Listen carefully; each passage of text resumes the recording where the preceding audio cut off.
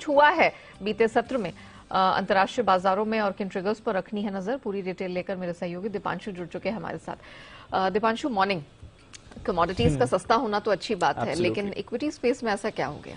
भाई हमारे लिए तो दोनों तरफ की खबरें हैं, अच्छी भी खबरें हैं, खराब भी खबरें हैं, और हमारे बाजार थोड़ा आउट परफॉर्म भी कर रहे हैं। बट डेफिनेटली अगर आप देखें जिस लेवल पर हम बाजार को ट्यूसडे छोड़कर गए थे और फिर आज सुबह देख रहे हैं, काफी फर्क पड़ा है और नेगेटिव साइड पर ही फर्क पड़ा है। इनफैक्ट अगर आप ट्यूसडे की क्लोजिंग की बात करें तब डाउ फ्यूचर्स 200 अंक ऊपर थे। कल भी हम देख रहे थे डाउ फ्यूचर्स ऊपर थे, बट पिछले 2 दिनों में करीब करीब डाउ में आपने 600 अंकों की गिरावट आती हुई देखी। और जो ये फ्राइडे से सेल ऑफ शुरू हुआ है, लगभग 1900 पॉइंट डाउ आपको फिसलते हुए दिख चुका है उस समय से अब तक। तो काफी ज्यादा गिरावट अमेरिकी बाजारों में आपको आती हुई दिख रही है और ग्लोबल मार्केट्स का भी मूड खराब है। बढ़ते इन्फ्लेशन की चिंता है, आने वाली आर्थिक मंदी की चिंता है, बॉन्ड यील्ड हर जगह बढ़ रही है। जापान की बॉन्ड यील्ड 24 साल की ऊंचाई पर आपको आती हुई दिख रही है। यूएस की एक्शन की बात करें तो लगातार 4 दिनों से आपने यहां पर गिरावट देखी है। कल लगभग 300 अंक फिसले थे अमेरिकी बाजार, उससे पहले ट्यूसडे नाइट के सेशन में भी 300 अंक फिसले थे। तो 2 दिनों में करीब 600 अंक आपको डाउ लुढ़कते हुए दिख चुका है। नैस्डैक में भी 2 दिनों में आपने 1.5% से ज्यादा गिरावट आती हुई देखी है। आईटी और सेमीकंडक्टर स्टॉक्स यहां पर लगातार कमजोरी आ रही है। कुछ आदेश भी दिए गए हैं कुछ सेमीकंडक्टर कंपनीज को कि वो चाइना से अपना माल नहीं ट्रेड करें। तो अगेन वहां से भी आपको थोड़ा प्रेशर बनते हुए दिखा है। इसके साथ ही ऑटोज, एनर्जी, कंज्यूमर सेक्टर्स में भी दबाव है। इनफैक्ट परसों के सेशन की बात करें, यानी कि ट्यूसडे नाइट के सेशन की बात करें अमेरिका के, तो वहां पर तो हमने सभी सेक्टर्स में बिकवाली आती हुई देखी थी और कल का भी सेशन कुछ ज्यादा खास नहीं था। दबाव तो यहां पर बना हुआ है। बॉन्ड यील्ड अमेरिका की लगातार बढ़ रही है। 10 साल की बॉन्ड यील्ड अब 3.2% के पार है।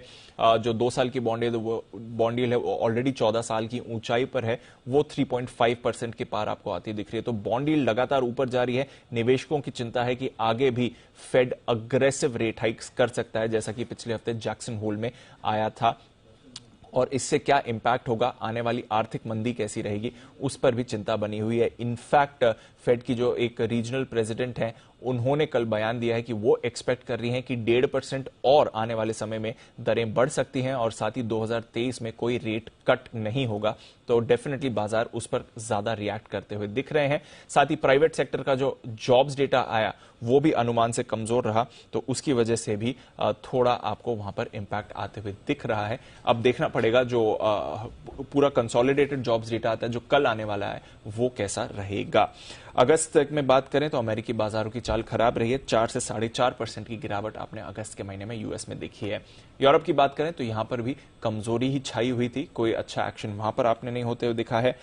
कमोडिटीज पर आते हैं और यही एक हमारे लिए राहत की बात है, बट वैसे इसका दोनों तरफ का इंपैक्ट होता है बाजार के। अगर आप बात करें कच्चा तेल, जहां से हम छोड़ के गए थे नेहा, लगभग $10 फिसलते हुए आपको दिखा है। तो 95-96 पर ब्रेंट आ गया, ये अच्छी बात है। 1.5 हफ्ते के निचले स्तर पर आपको दिख रहा है। नाइमेक्स $90 के नीचे, तो ये एक डेफिनेट राहत की बात है हमारे लिए।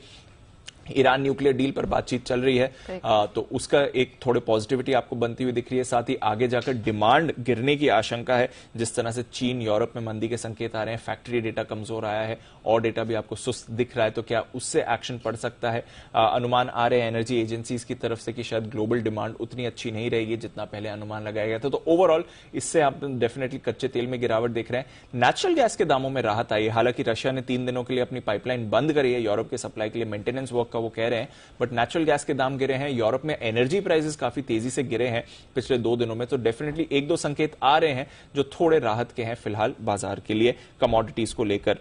सोना 5 हफ्ते और चांदी 12 हफ्ते के निचले स्तर पर है, वहां पर लगातार दबाव है। डॉलर इंडेक्स हालांकि ऊपर से थोड़ा फिसला है, बट अभी भी अपनी स्ट्रेंथ कायम रख रहा है। मेटल्स और एग्रीज में भी आपने सुस्त कारोबार देखा है। तो कमोडिटीज की गिरावट का एक सहारा जरूर है, बट अदरवाइज ग्लोबल मार्केट्स बुरे मूड में दिख रहे हैं और वो रिफ्लेक्ट भी कर रहा है जिस तरह से डाउ में 2 दिनों का एक्शन रहा है। बिल्कुल। चलिए, तो फिलहाल मामला कोई बहुत ठीक तो नहीं लग रहा है, लेकिन ऑफ कोर्स जैसे कि दीप ने कहा कि कमोडिटी स्पेस में कुछ पॉकेट्स में गिरावट हमारे लिए, इकोनॉमी के लिए थोड़ी सी राहत की बात है। शुक्रिया दीप, वो पूरी डिटेल दर्शकों के सामने रखने